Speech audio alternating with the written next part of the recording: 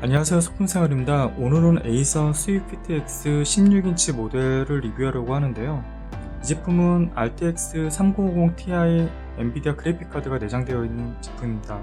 CPU는 i7-11390H 인텔 11세대 CPU가 탑재되어 있고요. 메모리는 LPDDR4X 16GB 듀얼 채널 램이 탑재되어 있습니다. 16.1인치의 풀 HD, sRGB 100%로 색지연율이 상당히 높고요. NTSC로는 72%, 액정 밝기는 300니트로 괜찮은 밝기의 모니터입니다. 무게는 약 1.813kg 정도 나오고요. 무게는 16인치 모델에 비해서 또 외장 그래픽이 탑재된 거에 비해서는 적당한 무게라고 생각을 합니다. 가로 사이즈는 36.2cm에 세로 23.9, 높이는 2cm 정도인데요. 뒷부분에 합판 공간을 띄워놓기 위한 고무 부분이 접착되어 있는 부분은 한 2-3mm 정도 됩니다. 좌우 베젤은 5mm 정도로 상당히 얇은 편에 속하고요. 상단 베젤은 7mm 정도 됩니다. 리프트 힌지라고 이렇게 뒤로 젖히면은 아래쪽이 들리게 되어 있는데요. 약간 들리긴 하는데 실제로 이 정도 각도로 눕혀놓지 않으면은 이게 거의 들리지가 않아요. 실제 사용을 할 때는 이 정도 각도로 이용을 많이 하게 되거든요. 그렇게 됐을 경우는 거의 리프트 힌지 효과가 없습니다. 그래서 이게 각도 자체가 약간 사용자 편의성에서 바라보는 시야에 맞춰서 올라가야 되는데 그게 아니라 너무 뒤로 최대한 젖혀야지만 이렇게 들리는 구조이기 때문에요. 실제로는 그렇게 효용성이 클 것 같지 않다라는 생각이 듭니다. 차라리 뒷부분에다가 지우개나 좀 높이를 올릴 수 있는 부분들을 해서 약간 띄우는 게 훨씬 나을 것 같습니다. 그리고 이제 카메라 부분을 보면요. 카메라의 덮개 부분이 아예 없어요. 약간 좀 아쉬운 부분인데 에이수 비보 프로 같은 경우는 카메라를 닫을 수 있게 물리적 차단 장치도 되어 있고 커버가 되어 있어서 괜찮은데 이거는 거의 민자로 나와 있는 노출되어 있는 느낌이 좀 듭니다. 그리고 바람이 나오는 통풍구 같은 경우는 좌측은 막혀 있고요. 우측만 뚫려 있는 타입입니다. 그래서 뜨거운 열기가 이쪽으로 많이 나와서 액정이 이 부분이 열을 가장 많이 받는 편입니다. 키보드에는 숫자 키패드도 들어있고요. 오른쪽 시프트도 굉장히 크고 키 사이즈 간격도 좋고 누르는 반발력도 괜찮습니다. 괜찮은 편인데, 그리고 이 백라이트 같은 경우는 지금 불이 들어와 있는데 백라이트는 켜고 끄는 것밖에 없습니다. 따로 밝기 조절이 되진 않고요. 누르면 꺼지고 다시 누르면 켜지는 이 정도 수준의 백라이트입니다. 전원 버튼이 키보드 단자 안에 들어있기 때문에 이 부분은 전원 설정에서 전원 버튼을 눌렀을 때 동작을 아무것도 안 함으로 설정을 하셔야지 만약에 작업을 하시다가 잘못 누르는 일이 생겨도 컴퓨터가 꺼지는 일이 생기지 않을 것 같습니다. 그리고 방향키는 좀 아쉬운 부분인데요. 이게 위아래 방향키가 작기 때문에 이 부분도 좀 오타가 자주 나는데 레노버 슬림5나 슬림3 이런 시리즈도 다 이렇게 돼 있어가지고 굉장히 불만족스러운 부분인데 그 방향키 위아래는 좀 넓게 좀 뽑아줬으면 좋겠다는 생각이 듭니다. 전체적으로 QC나 이런 부분은 상당히 깔끔하고요. 마우스 트랙패드도 그렇게 나쁘지 않고 부드럽게 잘 움직이는 편입니다. 그리고 정중앙에 있지는 않지만 사용하는 데 있어서는 이 스페이스바 밑에 있는 게 좀 맞습니다. 이 오른쪽에 숫자 키패드가 있기 때문에 정면에서 약간 틀어진 것처럼 보이지만 자판을 칠 때는 손이 이렇게 올라가기 때문에 그 바로 밑에 트랙패드가 위치하는 게 가장 효율적인 것 같습니다. 그리고 재질이 이게 메탈 재질이더라고요. 상판이랑 하판이 메탈 재질인데 요즘에는 제가 만지고 이렇게 두드려보고 긁어본다고 해서 이게 재질을 파악하기는 좀 어려웠는데 PD 충전기 접지 안 된 거로 물렸을 때 이 부분을 손을 대면은 미세 전류가 흐르는 게 느껴지더라고요. 메탈 재질 같은 경우는 어쩔 수 없는 게 접지 안 된 충전기를 사용하게 되면 미세 전류가 흐르게 됩니다.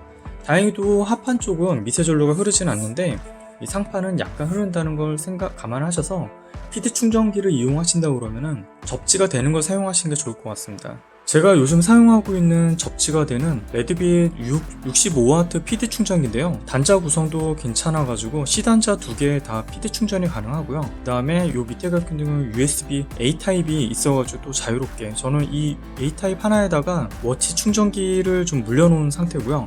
요 두 개는 노트북 2대를 충전할 때 사용을 합니다. 좀 2대를 동시에 충전하면 당연히 속도가 좀 느리긴 하겠지만 그래도 충분하게 사용하고 있는데 이 제품의 장점이 발열이 거의 없어요. 충전을 다 쓰더라도 65W를 쓰더라도 발열이 심하지 않기 때문에, 그리고 또 접지가 되기 때문에 저 같은 경우는 아직 비보 프로 14X를 사용하고 있고 메탈 재질이기 때문에 미세 전류가 흐르지 않는 점도 굉장히 좀 좋은 장점으로 보고 있습니다. 이 제품을 제가 이벤트 특가로 그때 24,900원에 무료 배송으로 구매를 했었는데 다시는 안 뜨더라고요. 지금은 한 34,900원 정도에 판매가 되고 있는데, 그래서 제가 계속 즐겨찾기 해놓고 언제 혹시 할인을 하게 되면 그때 공유를 좀 해드리려고 해요. 일단 디자인은 굉장히 깔끔하고요. 그 다음에 또 지문이 잘 묻어나지 않습니다. 이 부분이 굉장히 좀 마음에 드는 부분이고요. 지문이 잘 묻어나지 않아가지고 스트레스 좀 덜 쌓이는 편이고요. 단자를 보면 이렇게 전원잭과 C단자, 그 다음에 HDMI 2.0, USB 3.2가 있는데요. 이 C단자 같은 경우는 썬더볼트 4 단자라서 PD 충전도 가능하고 디스플레이도 4K 120Hz까지 출력이 가능합니다. 근데 이게 자세히 보시면은 단자가 똑바르지가 않아요. 얘랑 특히 요 전원부도 그렇고 얘도 그렇고, 전원부도 뭐 꽂는 데 이상은 없어요. USB 단자도 꽂는 데는 이상은 없는데 약간의 QC 부분에서 좀 똑바르지 않다는 게 좀 안타깝습니다. 다행히도 뭐 HDMI나 뭐 A 단자 같은 경우는 똑바로 돼 있어요. 그래서 크게 문제는 없고요. 이어폰 단자하고 USB 3.2, 그 다음에 캔스탄 락이 있습니다. 그럼 내부를 한번 보겠습니다. 제가 나사를 뺐는데요. 나사는 별나사로 되어 있습니다. 별나사로 되어 있고, 그 다음에 이 양쪽 두 군데는 나사가 가장 짧은 게 두 개가 들어있어서 나중에 재조립하실 때 주의를 하셔야 될 것 같고요. 나머지 나사는 모두 사이즈가 동일합니다. 그리고 분해했을 때 좀 한번 분해가 되면 어렵진 않은데 이쪽이 가장 약점이더라고요. 이쪽을 통해 가지고 분해를 했습니다.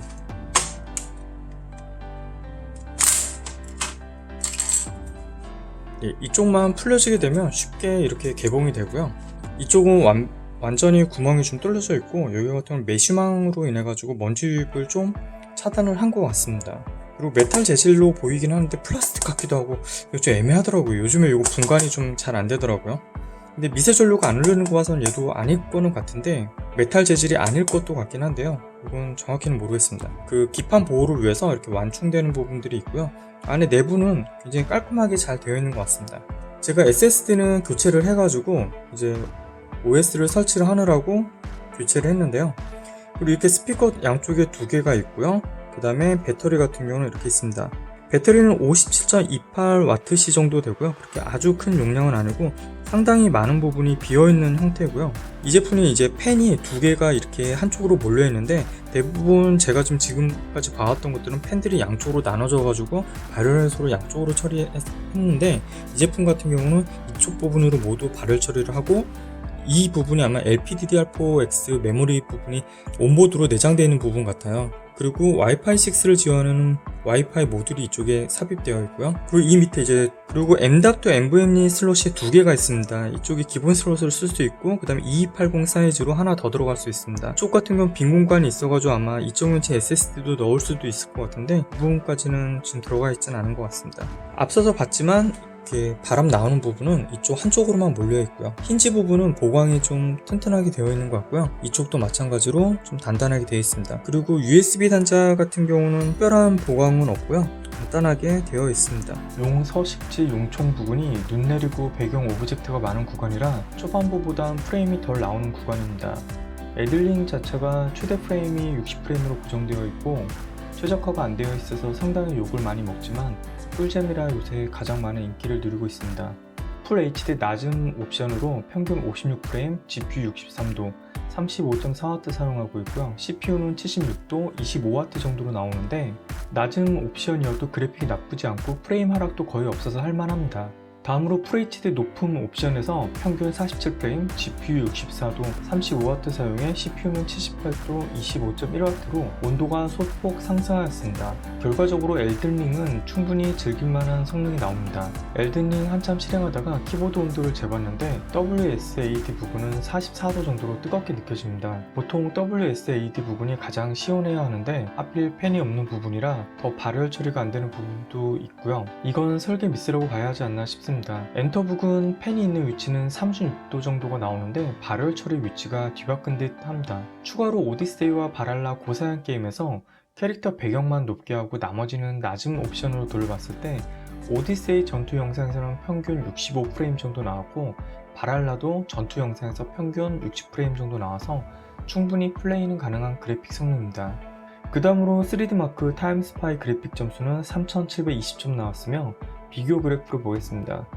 그래프를 보시면 오히려 비보ok 프로 14X RTX 3050이 4259점으로 더 높게 나왔는데 실제 게임 성능도 비보ok 프로 3050이 더 높게 나옵니다. 이유는 TGP 때문인데 스위프트 14X, 16X 모두 TGP 40W에서 45W로 5W만 올려도 게임 성능이 대폭 향상되는 결과가 다른 유튜버분들 리뷰로 밝혀졌습니다. 순정 그래픽 롬 상태로는 제대로 성능이 안 나오고 특히 16X 같은 경우 발열 처리가 더욱 안 좋아서 TGP 제한은 40W로 잡은 듯 합니다. 추가로 렘브란트 680M의 내장 그래픽 점수는 2224점이고 이번 신형 그램 RTX 2050은 3217점으로 리뷰 공개가 되어 있고 제가 직접 받아 최저가 테스트해보면 어떨지 궁금합니다. 그 다음으로 파이어 스트라이크 그래픽 점수는 1121점으로 1650ti보단 높지만 역시 비보ok 프로 14X 3050보단 낮은 수치를 보입니다. CPU제 테스트는 짧은 시간에 최고 성능을 측정하는 테스트로 지속적인 성능 파악은 아닙니다. 측정 결과 싱글 613점, 멀티 2795점 나왔으며 CPU 온도는 최고 91도 43.6Wc를 사용했고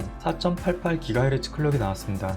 싱글 그래프 비교를 보면 상당히 높은 싱글 성능을 보이는데 싱글 성능이 높으면 작업 퍼포먼스가 빠릿합니다. 멀티 그래프 비교를 보면 좀 처참합니다. i7 11800H는 5812점 정도로 상당히 높은 멀티 점수를 보이는데 i7 11390H는 4코어 8스레드이면서 멀티 성능이 상당히 떨어져 보입니다.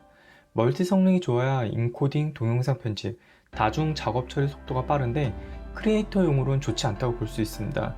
실제로 다빈치 리졸브, 다중 레이어, 인코딩 처리 속도가 상당히 느립니다. 이번에는 시내 23 테스트를 해봤습니다. 최대 온도 89도, 34.8W, 3.7GHz 클럭을 보이는데 온도 그래프가 균일하지 않다는 건 발열로 인한 스로틀링이 발생하고 있다고 보여집니다. 최대 부스트 클럭 4.8GHz를 유지하지 못하고 3.7GHz로 내려간 모습이 보이는데 그래프 비교로 보겠습니다. 시내 23 싱글 테스트 10분가량의 충분한 과부하를 주지만 단일 CPU 테스트라 성능 하락은 크지 않고 i7 11800H 정도의 높은 싱글 점수를 보이고 있습니다. 멀티 점수는 역시 처참하긴 한데 발열로 인해 i5 11300H보다도 더 낮게 나오고 있습니다. 노트북 발열 설계가 얼마나 중요한지 알 수 있는 것 같습니다. LPDDR4X 온보드 메모리 속도는 읽기 8.13GB/s에 쓰기는 42.90GB/s로 역시 쓰기 속도가 상당히 높게 나오는 걸 볼 수 있습니다. 비보ok 프로 14X도 LPDDR4X 온보드 메모리라 쓰기 속도가 36GB/s 정도로 나오기에 이번 그램 LPDDR5X의 쓰기 속도 측정이 기대됩니다. 사용자가 체감하긴 좀 어렵고 CPU 싱글 성능이 높으면 빠릿함을 좀 더 보태는 수준 정도일 듯 합니다. 와이파이 속도는 500MHz 라인에서 다운로드 457, 업로드 426으로 속도는 잘 나옵니다.